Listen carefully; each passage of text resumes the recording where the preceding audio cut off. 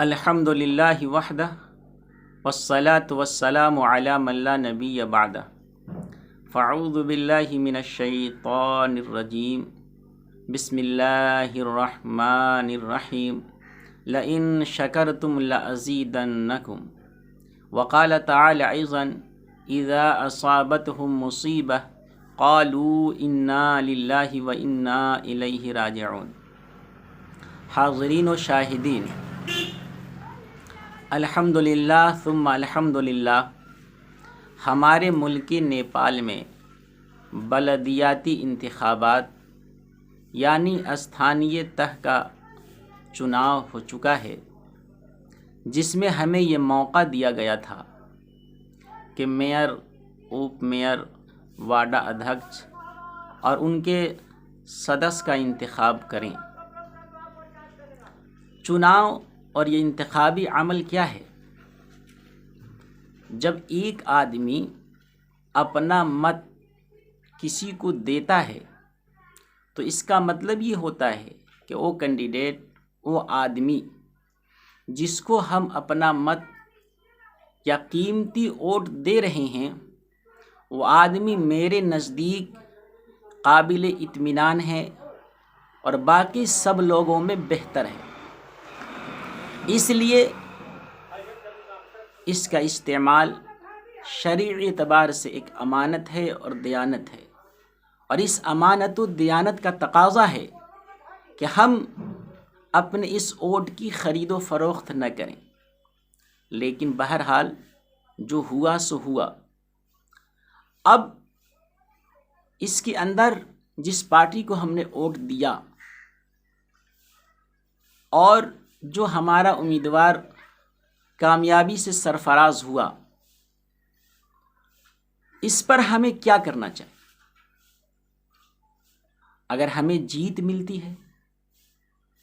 تو اس خوشی کو کیسے منانا ہے، اور اگر ہمیں ہار ملتی ہے تو اس رنج و غم کا اظہار کیسے کرنا ہے؟ ہم چونکہ مسلمان ہیں، کلمہ طیبہ لا الہ الا اللہ محمد الرسول اللہ کے پڑھنے والے ہیں، اس لیے ہم محمد عربی کے غلام ہیں، اسلامی تعلیمات کے پابند ہیں۔ ہمارا ہر خوشی اور غم شریعت کے مطابق ہونا چاہیے۔ لیکن اگر ہم نے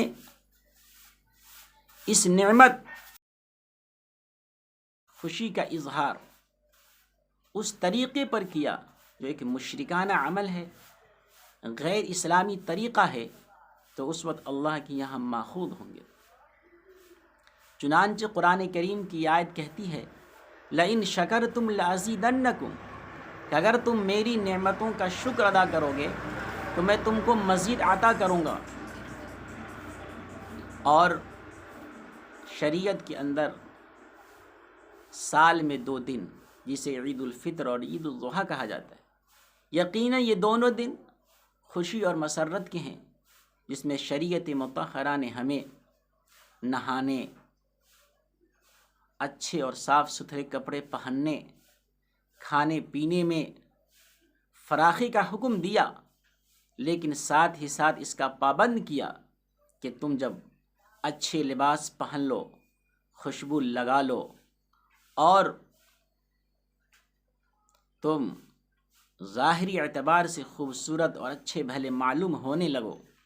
اس وقت اللہ کی بڑائی، اللہ کی عظمت کو مد نظر رکھتے ہوئے، اللہ کی تکبیر کہتے ہوئے عیدگاہ کی طرف جاؤ اور 2 رکعت نماز شکرانے کا پڑھو، اور تم اپنے دل میں اس بات کا احساس کرو کہ یہ قیمتی لباس، یہ تمہارا حسن ظاہری اور باطنی اللہ کی نوازش ہے، اللہ کا کرم ہے، اس کے فضل کا صدقہ ہے، ورنہ تم حقیقت میں کچھ نہیں تھے، ایک نطفہ منیہ تھے، اور ایسا ناپاک نطفہ کہ جس کے خروج کے بعد غسل واجب ہوتا تھا، لیکن اللہ نے تجھے نوازا اور اللہ نے تجھے اتنا قیمتی بنا دیا۔ آج ہم میں کا کوئی بھی مسلم امیدوار اگر جیت سے سرفراز ہوتا ہے اور اس کی نیت یہ تھی کہ اگر ہم کامیاب ہوں گے تو عدل و انصاف کے علم بردار ہوں گے، قوم ملت کی تعمیر و ترقی میں حصہ لیں گے، مظلوم کی داد رسی کریں گے، ستم رسیدوں کی نصرت کریں گے، تو اس وقت اس کے لیے یہ کامیابی یقیناً نعمت ہے، اور اس نعمت کا شکریہ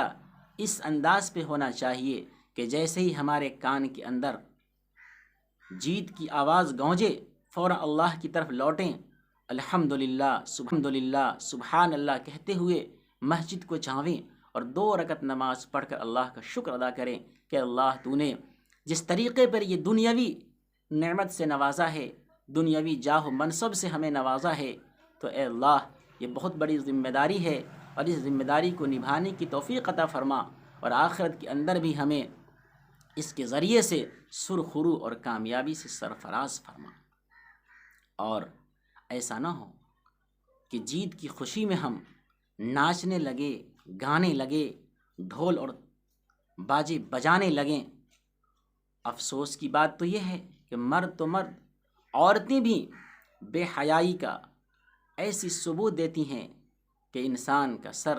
شرم سے جھک جاتا ہے۔ وہ بھی ناچتی ہیں، وہ بھی گاتی ہیں، اور رقص و سرور کے وہ تماشا بھی بنتی ہیں کہ جس سے شیطان بھی شرماتا ہے۔ میری ماں اور بہنوں، تم اپنے حیا کے دوپٹے کو سر سے مت اتارو، تم اپنے حیا کا دامن ہاتھ سے مت جانے دو، اس لیے کہ تم اگر باحیا ہوگی تو ایسے کینڈیڈیٹ اور ایسے امیدوار جو عدل و انصاف کے علم بردار ہوں گے، جو اسلامی تعلیمات کے پابند ہوں گے،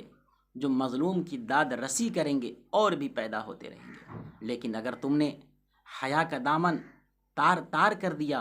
اور تم نے بے حیائی کا وہ ثبوت دیا جو آج دنیا دے رہی ہے، تو تیرے ہی کوکھ سے ایسے سیاستداں پیدا ہوں گے، ایسے نیتا پیدا ہوں گے جو دوسرے کے حقوق کو دبائیں گے، اور جو مظلوم کی